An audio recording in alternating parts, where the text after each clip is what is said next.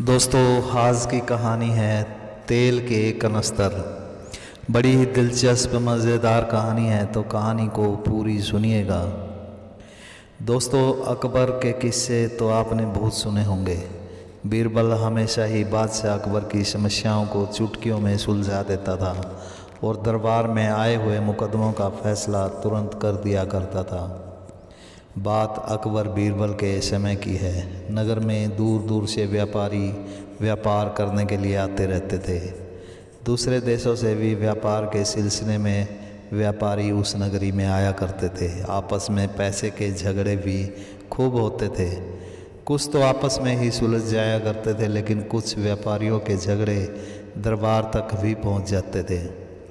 एक बार बादशाह अकबर का दरबार लगा हुआ था। एक व्यापारी बादशाह अकबर के दरबार में आया। दोस्तों, वीडियो को लाइक कर दीजिए, चैनल को सब्सक्राइब ज़रूर कर लीजिए। भगवान आपकी सभी मनोकामनाएं पूर्ण करेंगे। बादशाह ने उसके आने का कारण पूछा तो उसने बताया, जहाँपना, मैं एक तेल का व्यापारी हूँ और नगर में मेरी एक दुकान है जिसमें बैठकर मैं तेल बेचता हूँ। मेरे पास तेल ख़त्म होने को था, इसलिए मैंने एक दूसरे बड़े थोक व्यापारी से तेल के कनस्तर खरीदने के लिए उसको 1000 सोने की असरफियाँ दी थी। उसने मुझे 10 दिन का समय दिया था तेल को पहुंचाने के लिए, लेकिन 20 दिन होने को आए उसने तेल नहीं पहुंचाया। मैंने जब उसके पास जाकर शिकायत की तो वह मुकर गया और बोलने लगा कि मैंने उसको कोई भी रुपये नहीं दिए। मैंने उसको याद दिलाया कि मैंने तुमको 1000 सोने की असरफियाँ दी थी तेल लेने के लिए, लेकिन उसने मना कर दिया कि तुम तो मेरे पास आए ही नहीं, फिर तेल किस बात का, और ना ही तुमने मुझे 1000 सोने की असरफियाँ दी। जहाँपना, उसने मुझे धोखा दिया है। मैं तो बर्बाद हो जाऊँगा, मेरी मेहनत की कमाई ख़त्म हो जाएगी। अब आप ही इंसाफ करें। अकबर ने दूसरे व्यापारी का पता पूछकर एक सैनिक को उसे बुलवाने के लिए भेज दिया। बादशाह अकबर का संदेश पाकर वह व्यापारी दौड़ा दौड़ा दरबार में चला आया। बादशाह अकबर ने उसे बताया कि तुम्हारी शिकायत आई है कि तुमने 1000 सोने की असरफियाँ ले ली, लेकिन उसके बदले में व्यापारी को तेल नहीं दिया। दूसरे व्यापारी ने बताया, जहाँपना, यह झूठ बोल रहा है। इसने मुझे कोई भी असरफियाँ नहीं दी है। यह कभी भी मेरे पास नहीं आया। पहले व्यापारी ने कहा, नहीं जहाँपना, इसने मेरे साथ धोखा किया है। मैंने इसको 1000 असरफियाँ दी थी।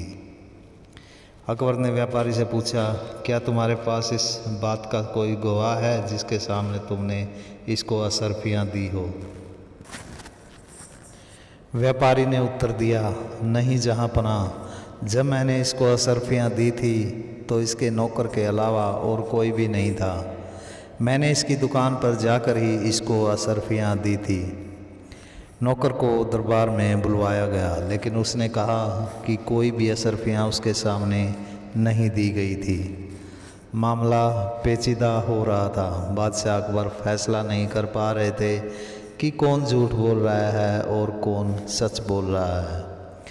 जब बादशाह अकबर का दिमाग चकराने लगा तो उसने व्यापारी से कहा, देखो, तुम्हारे पास कोई भी गवाह नहीं है, इसलिए यह कैसे साबित होगा कि तुमने असरफियाँ दी थी। दूसरे व्यापारी के पास तो उसका नौकर है जो यह कह रहा है कि उसके सामने कोई असरफियाँ नहीं दी गई। अब तुम ही बताओ फैसला कैसे होगा। अकबर ने सभी दरबारियों से पूछा, तुम सब लोग में से कोई मुझे यह बता पाएगा कि झूठ कौन बोल रहा है, पहला व्यापारी या फिर दूसरा व्यापारी? कई सारे दरबारियों ने पहले व्यापारी को ही झूठा बताया और कहा कि इसने कोई भी असरफियाँ नहीं दी है, जैसा कि नौकर कह रहा है। बीरबल भी वहीं मौजूद था और वह दोनों व्यापारियों की बातें सुन रहा था। अकबर ने बीरबल से कहा, बीरबल, अब तुम ही बताओ इनमें से कौन सच बोल रहा है। बीरबल ने उत्तर दिया, जहाँपना, अभी मैं कोई फैसला नहीं कर सकता। अभी इन दोनों व्यापारियों को इनके हाल पर छोड़ देते हैं, बाद में देखा जाएगा। अकबर ने पहले व्यापारी को कहा, देखो तुम्हारा मामला काफ़ी पेचीदा लग रहा है और हो सकता है तुम सच बोल रहे हो, लेकिन दूसरे व्यापारी के पास गवाह है, इसलिए उसका कसूर साबित नहीं हो पा रहा। इसलिए तुम इस नुकसान को अल्लाह द्वारा दिया गया नुकसान समझकर भूल जाओ और अपने व्यापार पर ध्यान दो। पहले व्यापारी ने कहा, जहाँ पना मैं तो बर्बाद हो जाऊंगा। अगर मुझे मेरे रुपए वापस नहीं मिले तो मैं व्यापार कैसे कर पाऊंगा। इसी बीच बीरबल ने अकबर से कहा, जहाँ पना इन दोनों व्यापारियों को देखकर मुझे अपने तेल की याद आ गई। मेरे पास 3 तेल के कनस्तर रखे हैं और यह काफ़ी पुराने हो चुके हैं। मैं चाहता हूँ कि मेरा यह तेल का एक एक कनस्तर ये दोनों व्यापारी अपने यहाँ पर ले जाकर बेच दें। मैं इनका कमीशन दे दूँगा। तेल कितने ही दिन का पड़ा हुआ है और मैंने काफ़ी महीनों से तेल को खोल कर भी नहीं देखा है। अकबर ने बीरबल से कहा, बीरबल क्या तुम भी, तुम्हारे से इनका फैसला तो हुआ नहीं, ऊपर से इन पर अपना पुराना तेल भी थोप रहे हो। बीरबल ने उत्तर दिया, जहाँ पना मैं तो मौके का फ़ायदा उठा रहा हूँ। यह दोनों अपने अपने एरिया के तगड़े तेल के व्यापारी हैं। मैं तो बस इनके ज़रिए अपना तेल बेचना चाहता हूँ। आप इनको मेरा तेल बेचने के लिए कहिए ना। बादशाह ने खींचते हुए कहा, ठीक है, मंगवा लो अपना तेल। बीरबल ने 3 नौकरों को बुलाया और उनको एकांत में जाकर कुछ समझाया। तीनों नौकर वहाँ से चले गए। दरबार की कार्रवाई को दोपहर बाद तक बर्खास्त कर दिया गया। दोपहर बाद सभी लौटकर दरबार में आ गए। तब तक नौकर भी 3 तेल के कनस्तर दरबार में ले आए थे। बीरबल ने तब तक एक तीसरे व्यापारी को भी बुलवा लिया था। बीरबल ने तीनों व्यापारियों से कहा, यह मेरे तेल के 3 कनस्तर हैं, तीनों में 20-20 किलो तेल भरा हुआ है। मैं आपसे गुजारिश करता हूँ कि आप इनको अच्छे दाम पर बेच दो। तुम्हारा 10 अशरफियों का कमीशन मैं अलग से दे दूँगा। मैं तुम्हें 10 दिन का समय देता हूँ। 10 दिन बाद सवेरे 10 बजे तुम सभी लोग दरबार में आकर मुझे मेरे पैसे लौटा देना। दूसरे व्यापारी ने कहा, बीरबल जी, तेल के 3 ही कनस्तर तो हैं, इनको तो मैं अकेला ही बेच दूंगा। इन दोनों व्यापारियों की ज़रूरत नहीं है, आप तीनों कनस्तर मुझे ही दे दीजिए। बीरबल ने कहा, नहीं नहीं, तुम्हारे ऊपर बोझ डालना नहीं चाहता हूँ, तुम तो बेकसूर भी हो, इसलिए मैं तीनों को एक एक तेल का कनस्तर ही दूंगा। आप बस एक एक कनस्तर को ही बेच दीजिए, लेकिन तुम्हें यह काम 10 दिन के भीतर ही हर हालत में करना होगा और 10वें दिन जो समय दिया गया उस समय पर दरबार में हाजिर होकर पैसा मुझे देना होगा, 10 दिन से पहले नहीं। तीनों व्यापारी तेल के कनस्तर लेकर चले गए। अकबर ने खींचकर बीरबल को कहा, बीरबल, तुम भी हर जगह अपनी टांग अड़ा देते हो। वह व्यापारी यहाँ पर अपना फैसला करवाने के लिए आए थे, ना कि तुम्हारा तेल बेचने के लिए। फैसला तो तुमसे हुआ नहीं। वह व्यापारी जो इंसाफ मांगने आया था, हमारे बारे में क्या सोच रहा होगा। लगता है मुझे पूरा दरबार ही बदलना पड़ेगा। कोई भी काम का नहीं रहा, कोई भी फैसला उनसे नहीं होता। बीरबल ने कुछ नहीं कहा। उधर जब पहले तथा तीसरे व्यापारी ने तेल बेचने के लिए एक व्यक्ति को तेल दिखाने के लिए बर्तन के ढक्कन को जैसे ही हटाया तो तेल के ढक्कन पर चिपकी हुई एक सोने की अशरफी नज़र आई। उन्होंने वह अशरफी निकाल कर अपने पास रख ली और सोचा कि शायद बीरबल ने भूल से यह अशरफी यहाँ पर रख दी होगी। एक अशरफी प्रति किलो के हिसाब से तेल को बेच दिया गया। उधर दूसरी तरफ दूसरे व्यापारी ने भी जब तेल दिखाने के लिए जैसे ही ढक्कन को खोला तो ढक्कन के नीचे उसे भी एक सोने की अशरफी नज़र आई। उसको भी लगा कि यह गलती से यहाँ पर आ गई होगी, लेकिन उसके बेईमान मन ने सोचा कि बीरबल का यह तेल तो काफ़ी पुराना है और बीरबल को इस अशरफी के बारे में भी कहाँ याद होगा कि उसने कनस्तर में कभी कोई अशरफी भी रखी थी। इसलिए उसने उस अशरफी को अपने लड़के को दे दिया और कहा कि इसे ले जाकर तिजोरी में रख दो। इसके बाद उसने तेल को एक अशरफी प्रति किलो के हिसाब से बेच दिया। कनस्तर में 25 किलो तेल निकला। यह जानकर दूसरा व्यापारी बड़ा खुश हुआ उसने सोचा कि बीरबल ने तो 20 किलो के हिसाब से ही कनस्तर में तेल डाल कर दिया था। 5 किलो जो ज़्यादा तेल निकला है इसके बारे में बीरबल को पता ही नहीं होगा। इसलिए उसने जो 5 अशर्फियाँ फालतू मिली उनको भी उसने अपने लड़के को तिजोरी में रखने के लिए दे दिया। तीनों व्यापारी 10 दिन के बाद तय समय पर दरबार में हाजिर हो गए।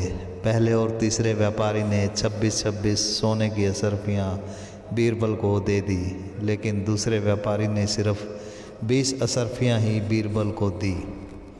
बीरबल ने पहले तथा तीसरे व्यापारी से पूछा कि तुमने तेल किस भाव पर बेचा।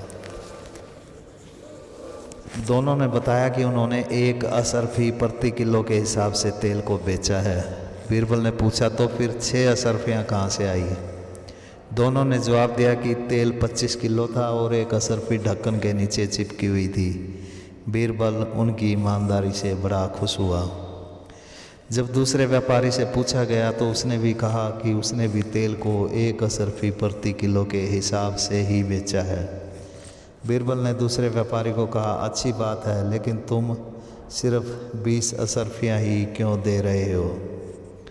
दूसरे व्यापारी ने उत्तर दिया, बीरबल जी 20 अशर्फियाँ ही तो दूंगा। 20 किलो तेल की 1 अशर्फी के हिसाब से 20 अशर्फियाँ ही तो बनती हैं। बीरबल ने कहा, लेकिन दोनों व्यापारी तो मुझे 26-26 अशर्फियाँ दे रहे हैं। दूसरे व्यापारी ने जवाब दिया, मैं नहीं जानता वे 26 अशर्फियाँ क्यों दे रहे हैं।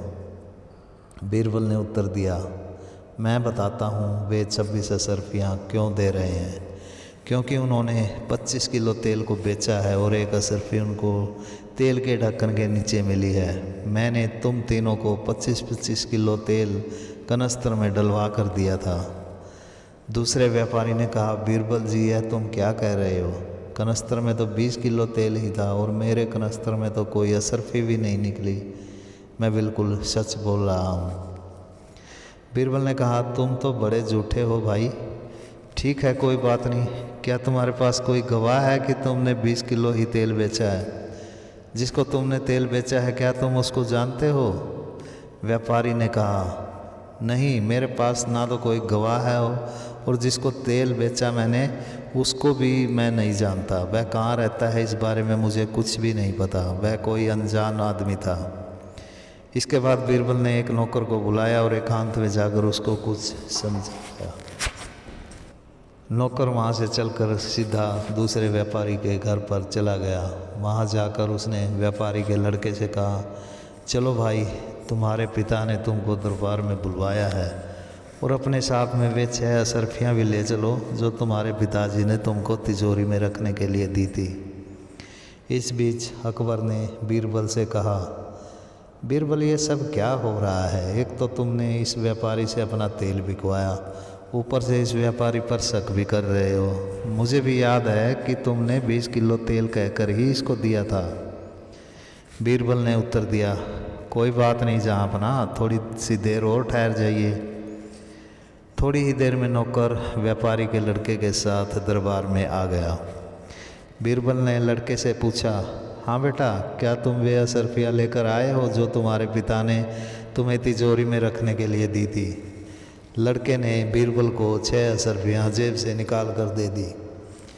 बीरबल ने अशर्फियाँ अकबर को दिखाई। 1 अशर्फी पर शाही मोहर लगी हुई थी।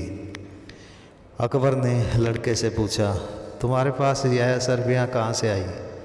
लड़के ने अपने भोलेपन से कहा, जहाँ पना यह सब अशर्फियाँ मेरे पिता ने मुझे तिजोरी में रखने के लिए दी थी। यह सुनकर दूसरे व्यापारी ने बीरबल से कहा, यह तो मेरे द्वारा बेचे गए किसी और तेल से कमाई हुई अशर्फियाँ हैं बीरबल जी। अकबर ने व्यापारी से पूछा, तो यह शाही मोहर लगी अशर्फी तुम्हारे पास कहाँ से आई। व्यापारी कोई भी जवाब नहीं दे पाया। बीरबल ने बादशाह अकबर को कहा, जहाँ पनाह यही व्यापारी बेईमान तथा झूठा है। पहले वाला व्यापारी सच बोल रहा है। इसने पहले व्यापारी से 1000 सोने की अशर्फियाँ ली और उसके बाद यह मुकर गया। बीरबल ने आगे कहा, जहाँ पनाह इस व्यापारी का झूठ पकड़ने के लिए ही मुझे यह तेल बेचने का नाटक करना पड़ा। मेरा इतना वेतन नहीं है कि मैं 3-3 कनस्तर तेल के भरकर घर पर रख सकूं।